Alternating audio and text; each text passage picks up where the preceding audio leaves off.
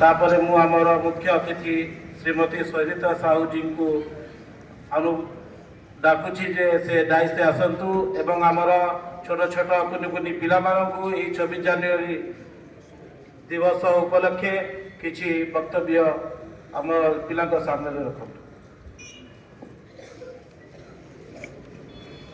शुभ सकाल। आज हूँ 77तम गणतंत्र दिवस बा रिपब्लिक डे। आज दिवस रे उपस्थित यही जामियार प्रिंसिपाल टीचर एवं सम्मुख उपस्थित समस्त छात्र छात्री समस्त को यही गणतंत्र दिवस उपलक्षे हार्दिक अभिनंदन और शुभेच्छा। कुनि कुनि भाई दी जन आज आम ये दिवस कहीं पालन करें बाबा साहेब आम्बेडकर यही आम संविधान गठन करते 1950 मसीहा जनवरी 26 रे संविधान या आम 1947 मसीहा अगस्ट 15 स्वाधीन होती सत किंतु आमर अधिकार सब्यस्त करने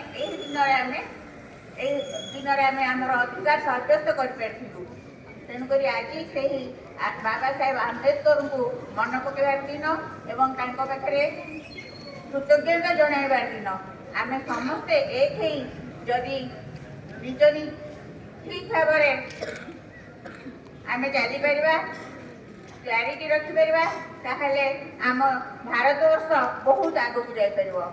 शेष समस्त विद्यालय समस्त कर्तृपक्ष को मत एटे डाकिथिबारु समस्त धन्यवाद जनाऊँगी एवं ए कोटि कोटि छात्र छात्री उत्तरोत्तर काम मोर वक्तव्य रखुची।